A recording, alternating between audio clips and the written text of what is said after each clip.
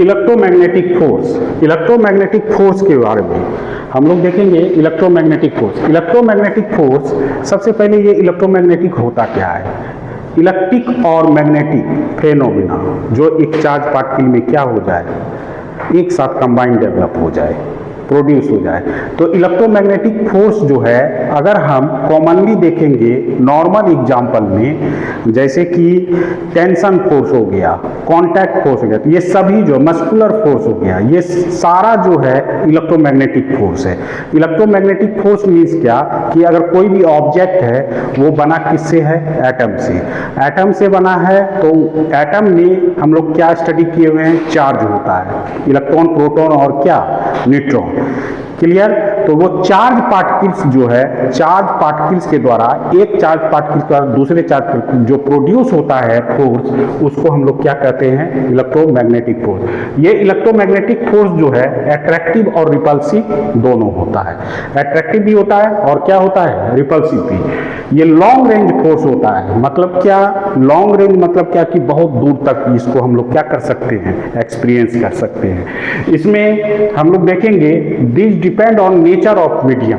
ये मीडियम के नेचर पे भी डिपेंड करता है बिटवीन द चार्ज पार्टिकल्स। हम आगे जाके 12th क्लास में, 12th जेई में हम लोग स्टडी करेंगे दो चार्ज के बीच में भी जो है, दो मूविंग चार्ज के बीच में भी क्या लगता है, इलेक्ट्रोमैग्नेटिक फोर्स।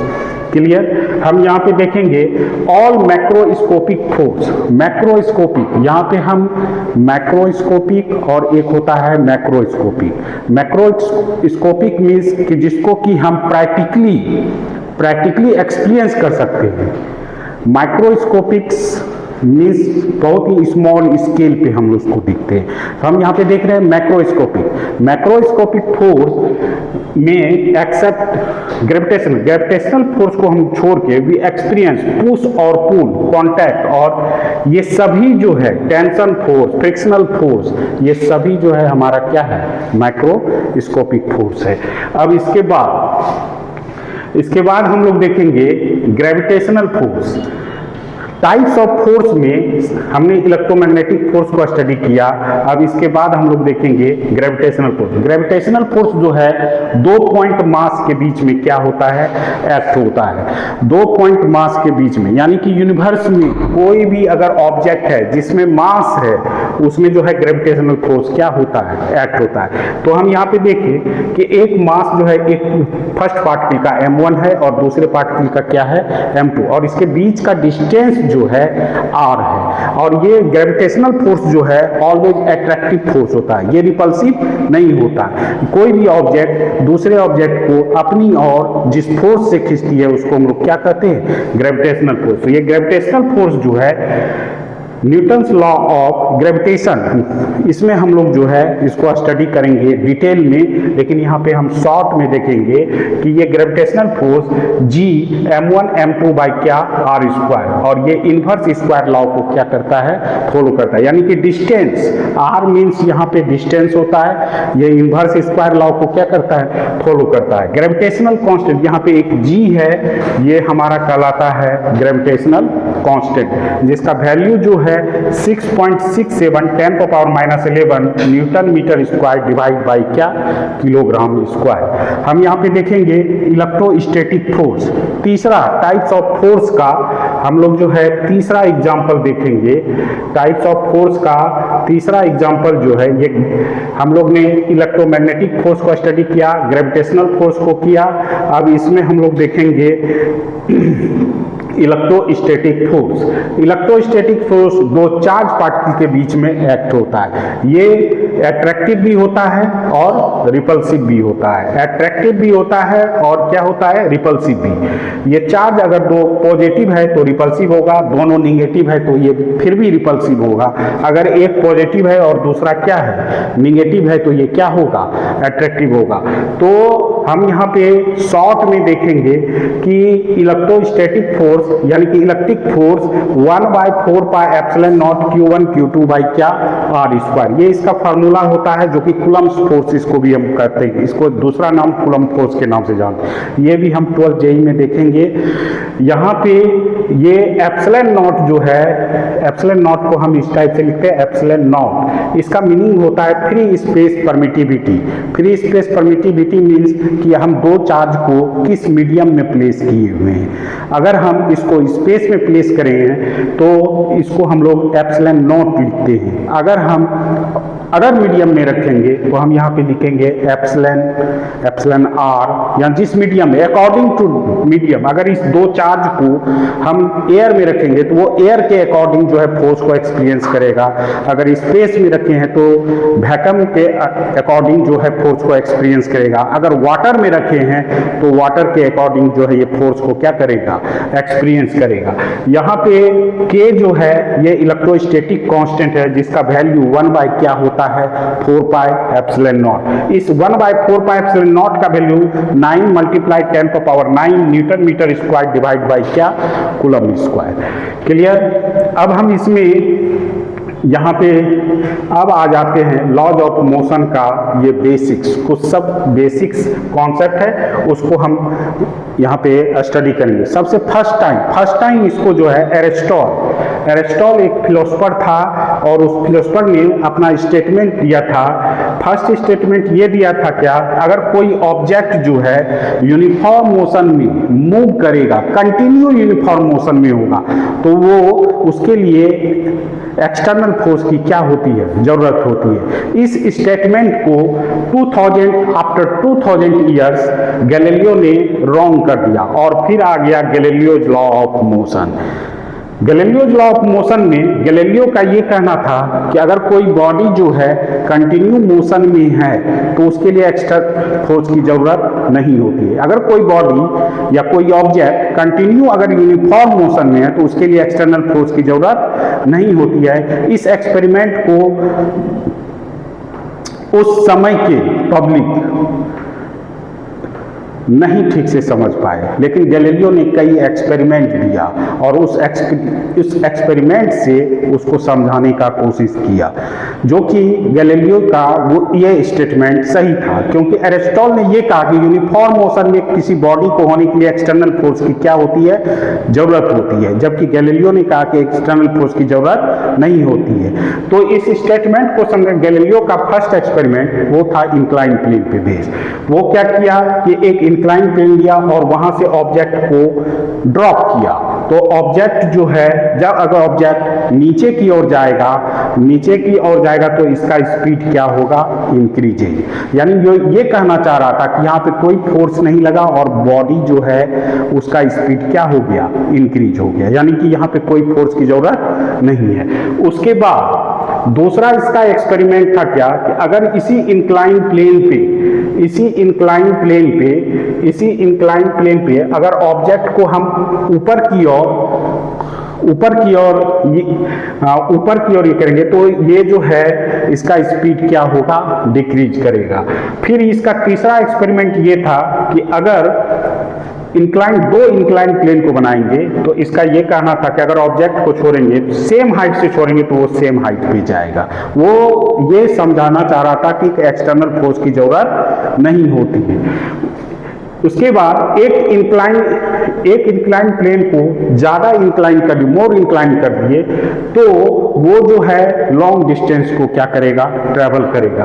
अगर एक इंक्लाइन प्लेन को हम फ्लैट कर दिए और ऑब्जेक्ट को यहाँ से रिलीज किए तो ये जो है अगर ये सरफेस जो हमारा फ्रिक्शनलेस है तो वो इनफिनाइट टाइम के लिए क्या करेगा, मूव करेगा। यानी कि गैलीलियो ये कहना चाह रहा था कि अगर किसी फ्रिक्शनलेस सरफेस पे हम ऑब्जेक्ट को एक बार रिलीज कर देंगे तो वो इनफिनाइट टाइम के लिए विदाउट एक्सटर्नल फोर्स के वो क्या करते रहेगा, मूव करते रहेगा।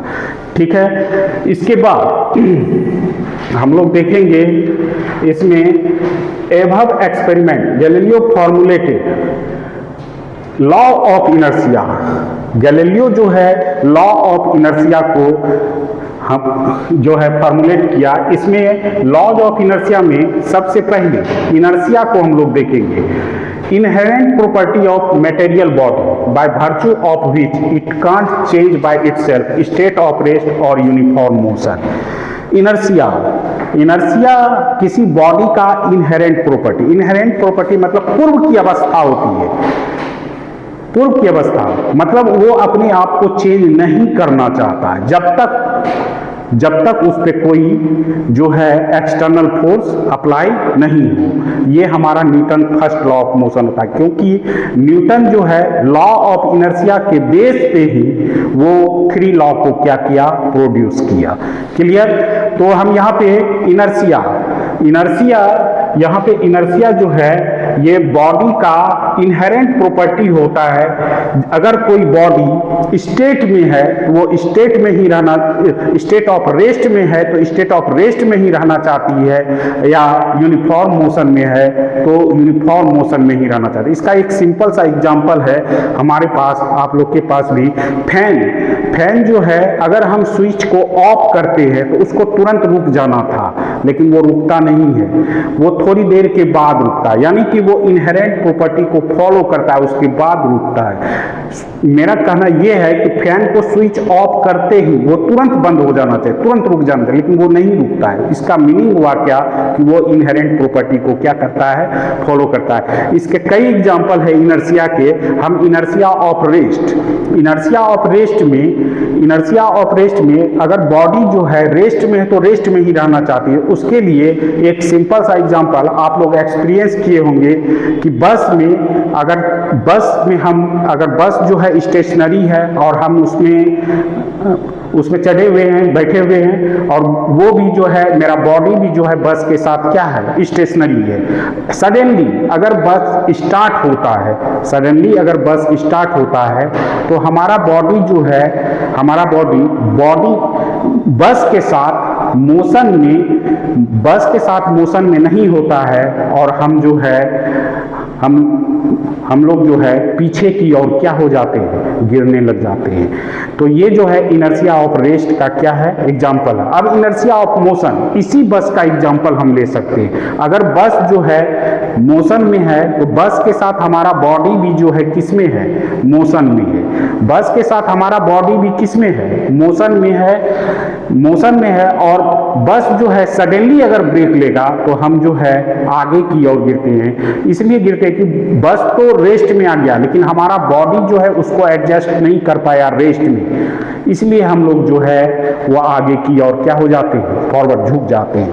तो ये जो है इनर्शिया ऑफ डायरेक्शन में आप लोग देखेंगे कि बस जो है टर्न लेती है। अगर किसी मोड़ पे जाके वो टर्न लेती है तो हमारा बॉडी जो है उसी डायरेक्शन में जो है वो सेंटर की ओर बस जब मूव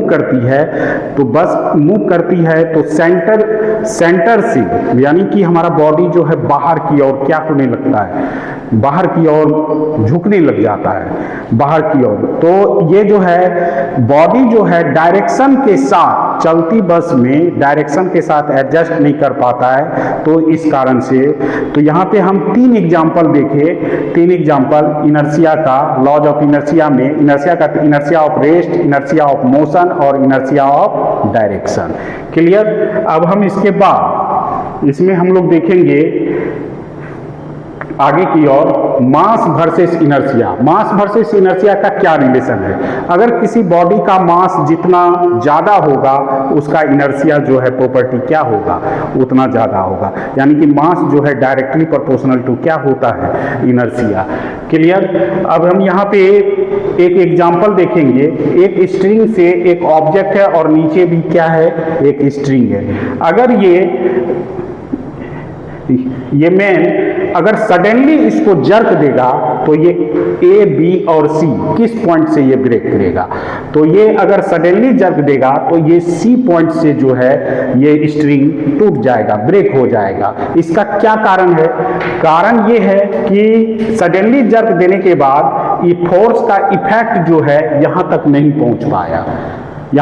पहुंच पाया, इसलिए ये सी पॉइंट से क्या हो जाएगा, ब्रेक हो जाएगा। अगर ये स्लोली फोर्स का इफेक्ट स्ट्रिंग को नीचे की ओर खींचेगा स्लोली और उसके बाद सडनली जर्क देगा तो ये ए पॉइंट से क्या हो जाएगा, टूट जाएगा।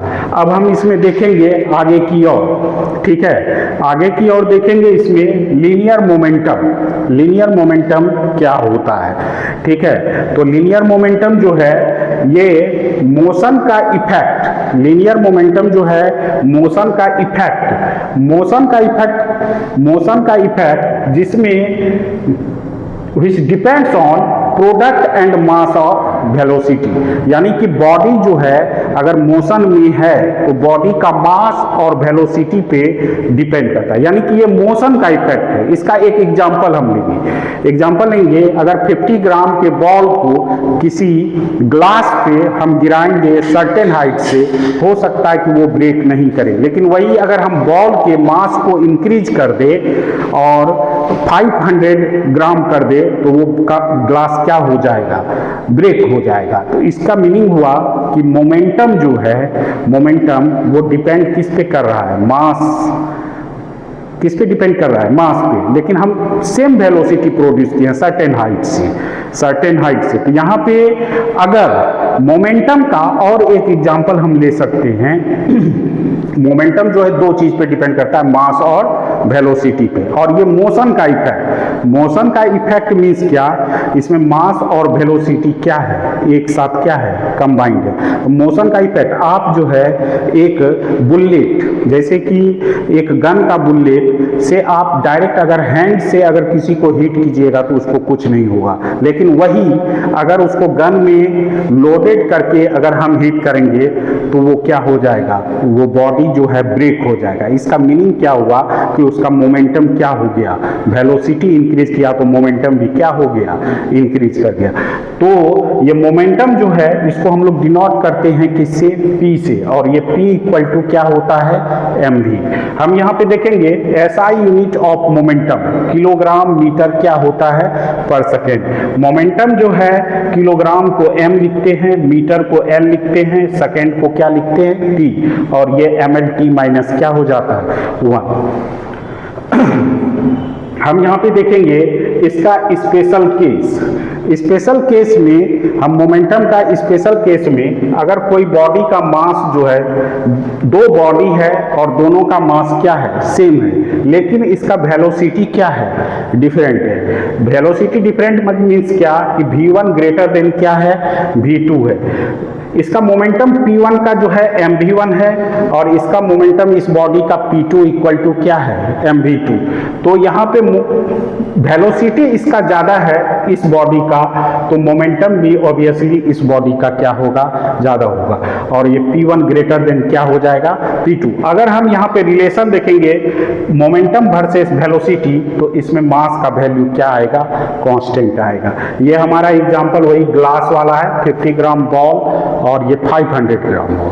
तो ये 50 ग्राम बॉल से ये करेंगे तो ये ग्लास जो है ब्रेक नहीं होगा, और 500 ग्राम से करेंगे तो ये क्या हो जाएगा, ग्लास ब्रेक हो जाएगा।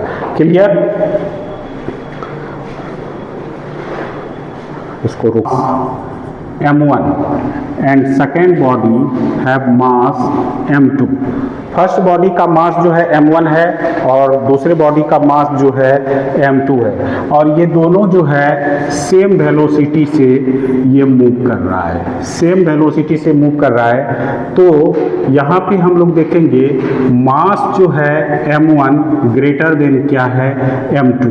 तो हम यहाँ पे mass greater than m2, it means कि मोमेंटम जो है फर्स्ट बॉडी का P1 ये हमारा जो है m1 इंटू भी, और सेकेंड बॉडी का मोमेंटम जो है m2 इंटू भी, और हम यहाँ पे कह सकते हैं P1 ग्रेटर देन क्या है, P2।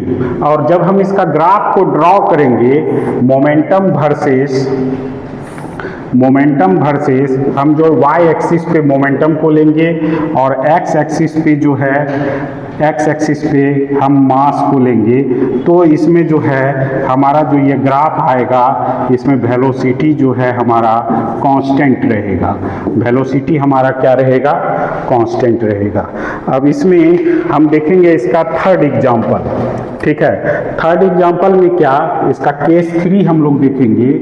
केस 3 में केस 3 में दो बॉडी फिर से कंसीडर करेंगे और ये दो बॉडी में ये जो है वेलोसिटी भी जो है इसका डिफरेंट होगा, इसका वेलोसिटी भी जो है डिफरेंट होगा।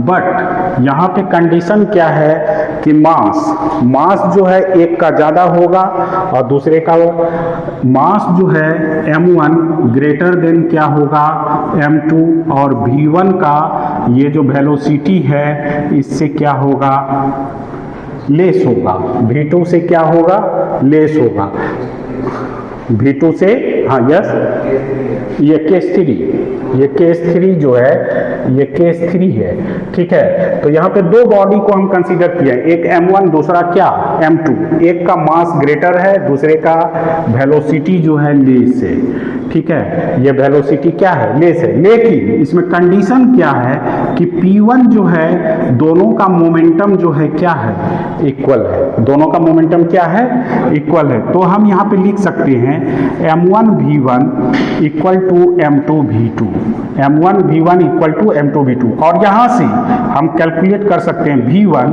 ये जो है m2 डिवाइड बाई m1 और मल्टीप्लाई v2, या v2 m1 divide by m2 multiply, इसको हम लोग क्या लिख सकते हैं, v1। अगर हम इसमें ग्राफ को ड्रॉ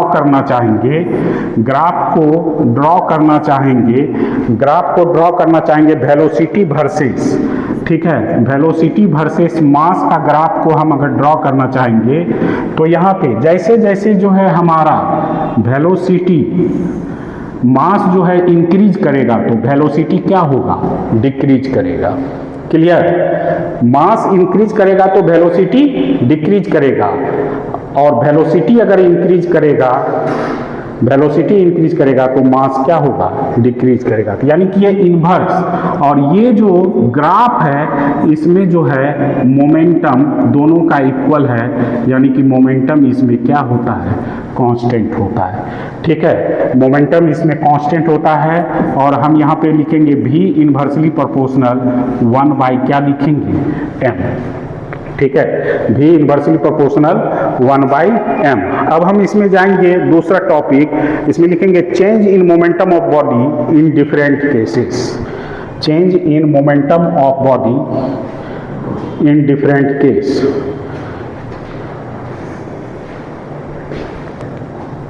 हम यहाँ पे लिखेंगे change in momentum,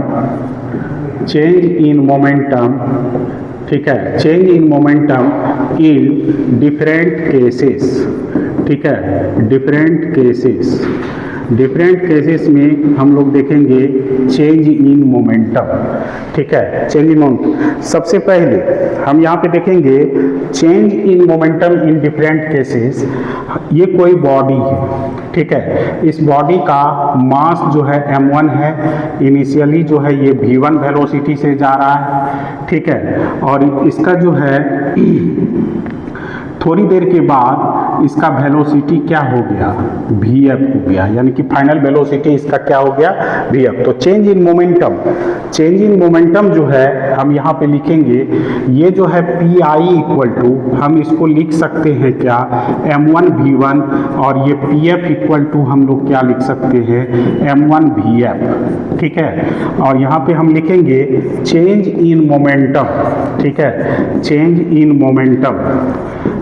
in momentum ये डेल्टा p ये होता है आपका pf माइनस क्या लिखेंगे, ये pi, ठीक है, pf माइनस pi, और हम यहाँ पे लिख सकते हैं delta p equal to pf minus pi। इसका मीनिंग यहाँ पे ये हो गया कि ये जो मास है सेम है, तो हम यहाँ पे लिख सकते हैं m1 vf माइनस m1, इसको हम लोग लिख सकते हैं vi। Clear, m1 vf minus m1 vi। और हम इसको लिख सकते हैं क्या कि इस डेल्टा p को अगर हम इसका मैग्नीट्यूड निकालना चाहेंगे, इस डेल्टा p का मैग्नीट्यूड निकालना चाहेंगे, तो ये pf माइनस जो है ये pi, इसका मैग्नीट्यूड जो है ये हम लोग निकालेंगे pf का स्क्वायर p1 का स्क्वायर 2pf pi, और हम इसको लिख सकते हैं क्या, cos थीटा। ये हमारा जो है केस 1 हो गया। अब हम इसमें देखेंगे, डिफरेंट केस में देख रहे हैं, इसके बाद हम लोग देखेंगे केस 2। ठीक है, case 2, case 2 clear. If a ball, case 2,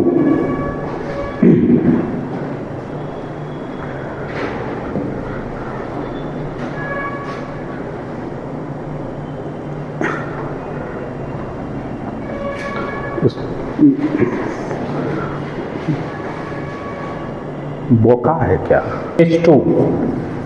case 2 में लिखेंगे, केस 2 में if a ball hits a wall, if a ball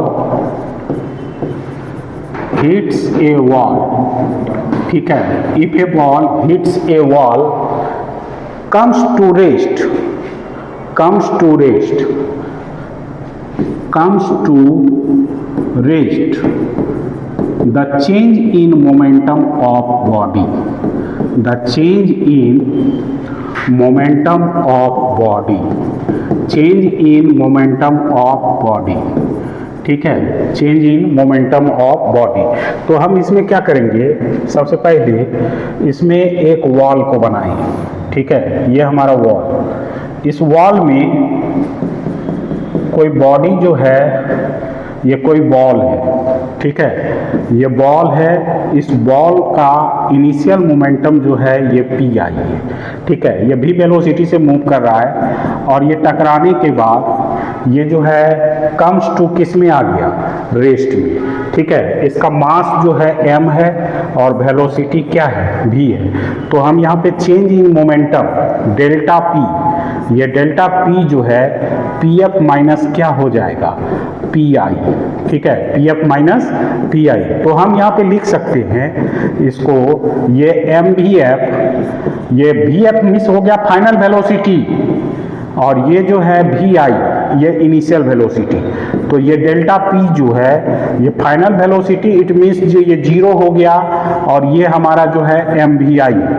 तो हम यहाँ पे लिखेंगे ये डेल्टा पी जो है, हम इसको लिखेंगे क्या, ये एम भी आई, और ये मैग्नीट्यूड देंगे, तो ये डेल्टा पी इक्वल टू क्या हो जाएगा, एम भी आई। क्लियर।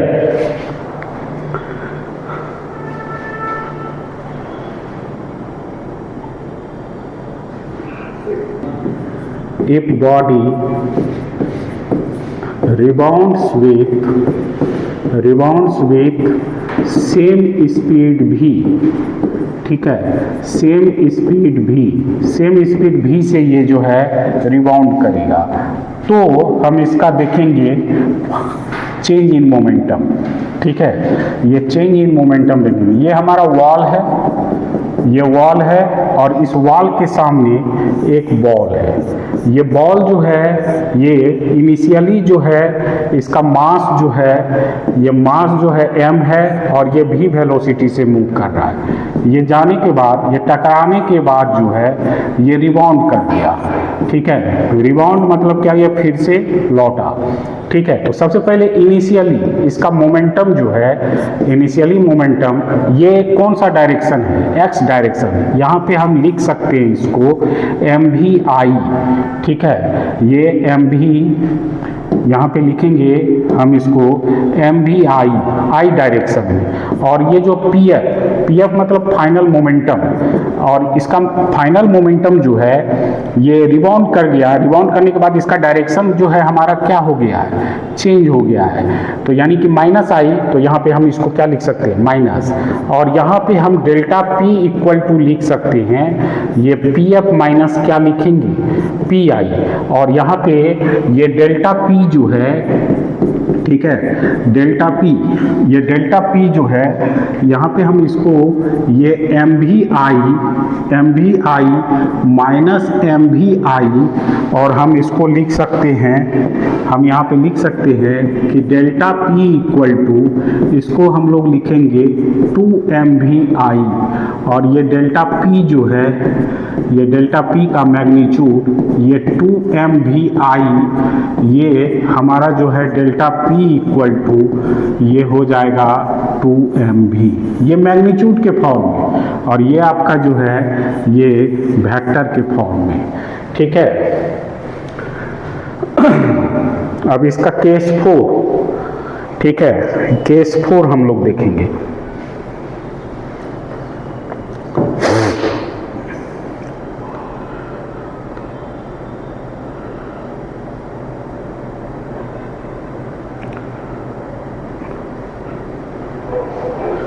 केस 4, केस 4 में हम लिखेंगे if the body hits a rigid wall. Case 4, if a body hits rigid wall, ठीक है, rigid wall, if a body hits rigid wall normally with speed v1, normally with speed v1, normally with speed v1 and rebounded with speed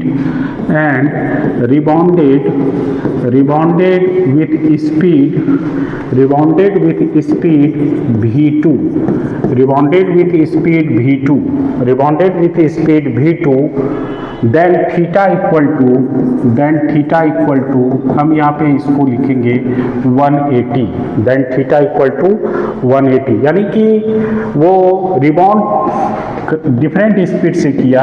तो हम यहाँ पे सबसे पहले इसका diagram देखेंगे कि ये हमारा वॉल है, और इस वॉल में हम यहाँ पे ये बॉल है और इसका मास जो है m है, और इसका स्पीड जो है ये v1, ये यहाँ से गया और ये जो है डिफरेंट स्पीड से जो है ये v2 स्पीड। तो यहाँ पे हम सबसे पहले लिखेंगे ये pi जो है हमारा mv1, ठीक है, mv1, और डायरेक्शन मेरा क्या है I, और pf जो है ये हमारा जो है mv2, और इसको हम लोग लिखते हैं I, ये माइनस होगा। तो हम यहाँ पे लिखेंगे डेल्टा P इक्वल टू ये pf माइनस क्या हो जाएगा pi, और हम यहाँ पे लिखेंगे डिफरेंट स्पीड, तो ये mv2i और माइनस जो है mv1i, ठीक है, mv1i, और हम यहाँ पे इसको लिख सकते हैं डेल्टा P इक्वल टू, ठीक है, डेल्टा P इक्वल टू हम यहाँ पे लिख सकते हैं mv2 माइनस v1 और ये i, और ये डेल्टा P का क्या लिखेंगे मैग्नीट्यूड, और ये mv2 माइनस v1 और ये i, तो हम यहाँ पे लिख सकते हैं delta P equal to mv2 minus v1, ठीक है, mv2 माइनस v1, mv2, एक सेकेंड, यहाँ पे माइनस कॉमन लेंगे तो ये प्लस है, ठीक है, ये प्लस है तो यहाँ प्लस हो जाए, क्लियर। अब यहाँ पे हम आगे की, ठीक है बच्चों, आज के लिए इतना ही, थैंक यू।